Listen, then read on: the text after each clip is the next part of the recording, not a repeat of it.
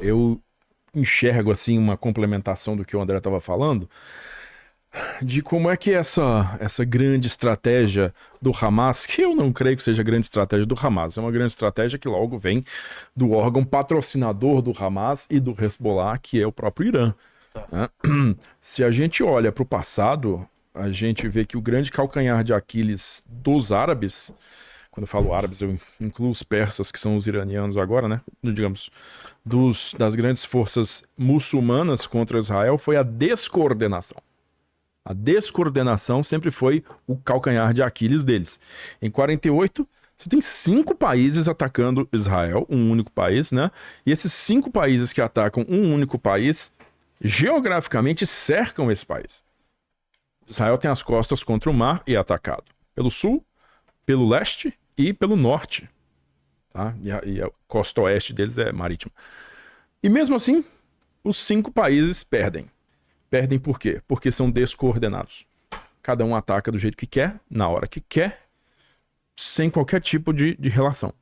Vamos extenuar as forças israelenses, vamos esgotá-las, vamos atingir o ponto de saturação dessas forças. Ninguém pensou nisso em 48, simplesmente cada um agiu como queria.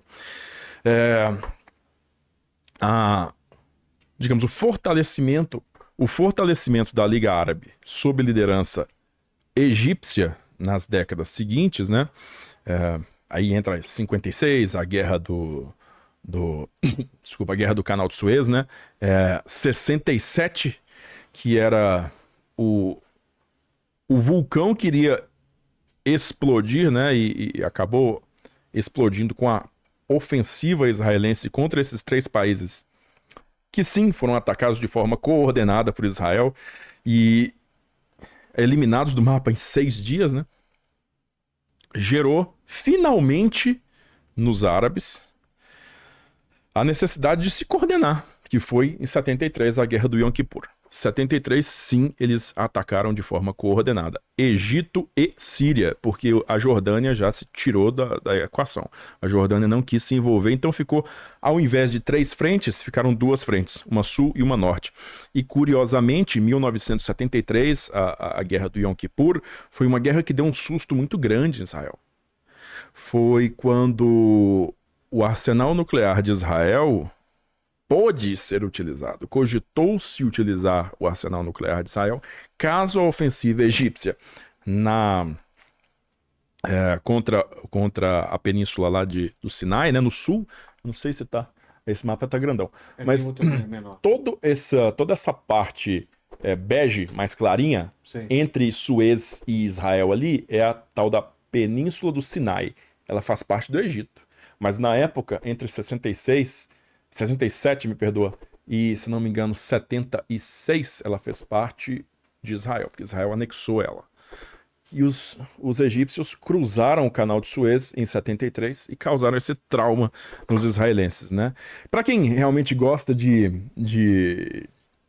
estudar as guerras e é curioso sobre isso e gosta muito de cinema, né, televisão e cinema, produções cinematográficas, tem uma minissérie na Netflix chamado Vale de Lágrimas, que você consegue ver os primeiros dias ali da guerra do Yom Kippur e como é que os israelenses, apesar de só 6 anos depois de sua grande vitória em 67, foram pegos de calças curtas, né? E o que acontece no fim das contas? Existe uma intervenção norte-americana em favor de Israel, inclusive com a cessão de armamento pesado, né, a favor de Israel. E Israel consegue não só bloquear a ofensiva egípcia, como também cruzar de volta o canal de Suez para dentro do Egito e forçar a rendição egípcia, né? Também a rendição síria. Mas o que isso provoca no psique do israelense? Provoca o seguinte sentimento.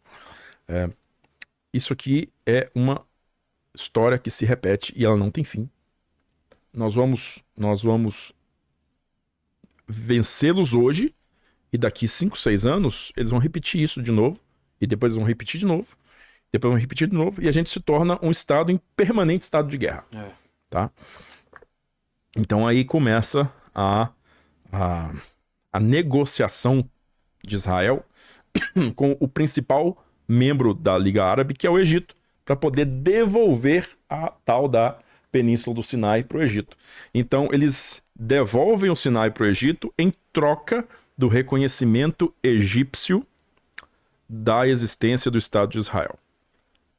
E com esse reconhecimento, morre essa Liga Árabe e morre esses inimigos estatais de Israel. Morrem, né? Simplesmente resta hoje, formalmente, a Síria, né?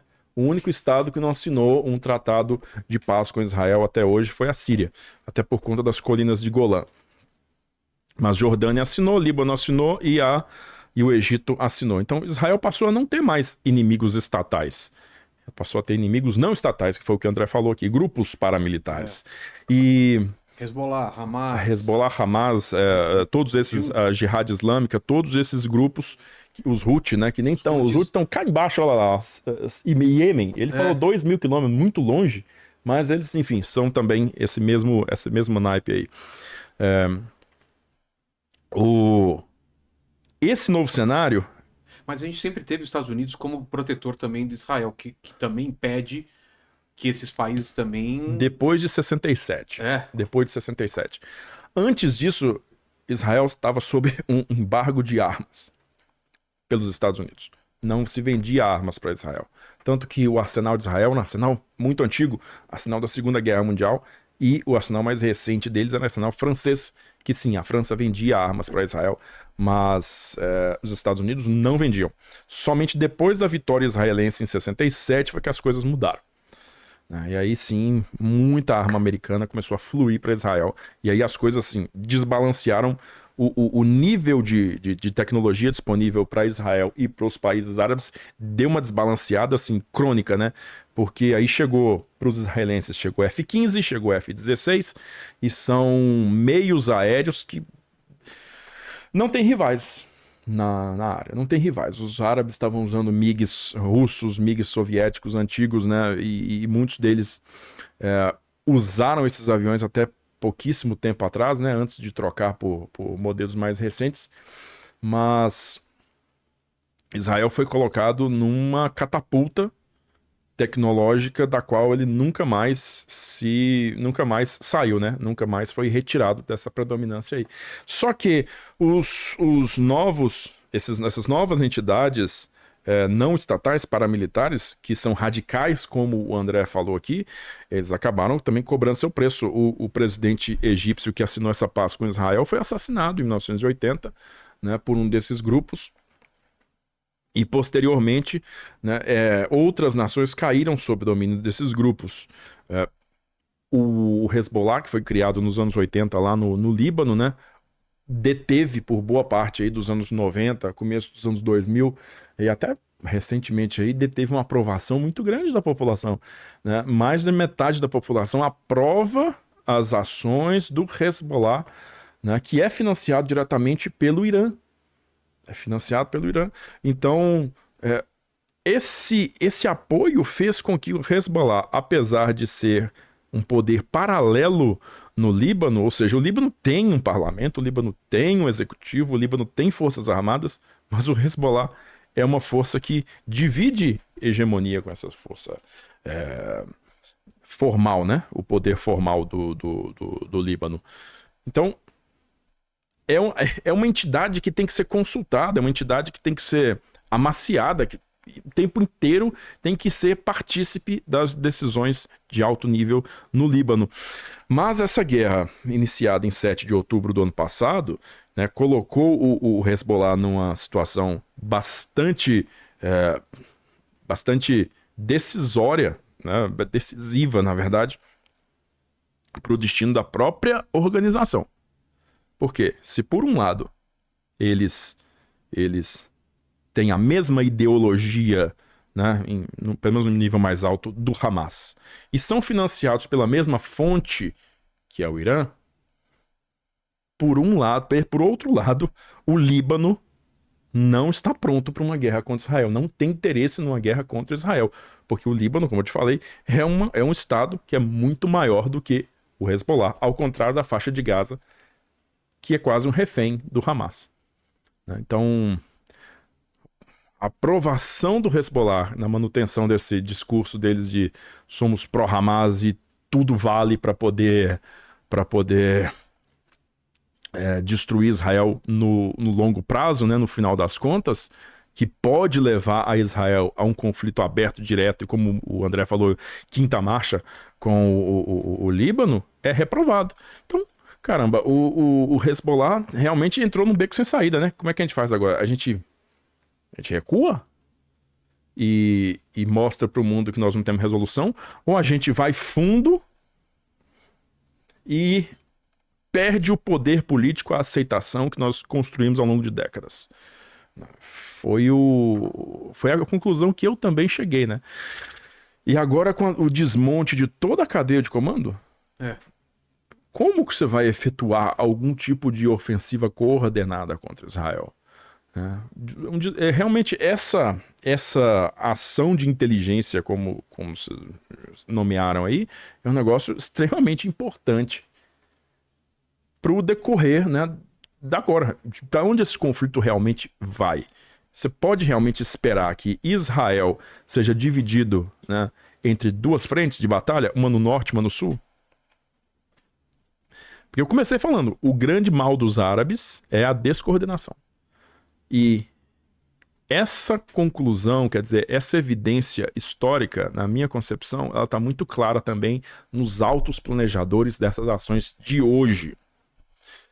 Ou seja, se é o Irã sabe muito bem que no passado eles perderam por conta da descoordenação. E a única vez que houve coordenação, em 73, Israel foi surpreendido no susto e foi forçado a fazer concessões no fim das contas. Que foi o Sinai com o Egito. Foi forçado a fazer concessões. Esse me parece que é o objetivo agora. Também, coordenar ações, saturar Israel, saturar a capacidade defensiva de Israel. Isso é fazê-la chegar num ponto onde ela não tem mais efetividade. Compromete ela em Gaza, compromete ela no Líbano e fragiliza a fronteira leste para essa ofensiva de mísseis do Irã. Porque, como vocês estão vendo pelo mapa ali, não existe fronteira comum entre Irã e Israel. Na verdade, é bem longe.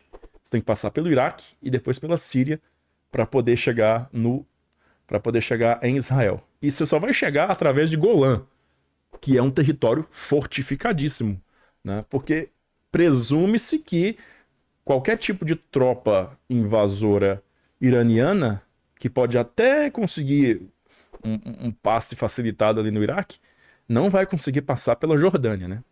Jordânia é um país muçulmano com um governo bastante ocidentalizado, né? Um governo que tem um tratado de paz com Israel bem antigo e que não está tomando parte em nada disso, está ficando de fora disso aí. Então, eu acho que a única saída realmente é diretamente da Síria para Israel através de Golã, ou mesmo através da Síria para Beirute, e aí sim, fronteira norte de Israel. E é outra preocupação essa fronteira norte, né? Por que que essa fronteira norte é tão preocupante? Primeiro, porque ela ameaça todas as cidades, todos os moradores que estão ali no alcance dos mísseis do Hezbollah, e também é a parte mais fragilizada hoje da fronteira israelense, né? É a que tem um grau mais alto de insegurança, visto que Israel tem boas relações com o Egito, muito boas relações com o Egito, né? Boas relações com a Jordânia. A Síria tem basicamente uma fronteira fortificada, então fica a fronteira norte ali com o Líbano, né? E do Líbano chega... Líbano passa pela Síria, passa pelo Iraque e chega no Irã. Ali sim seria digamos, a via de acesso iraniana mais rápido a Israel, né? Mais econômica, ali margeando o sul da Turquia, né? Seria bem por ali.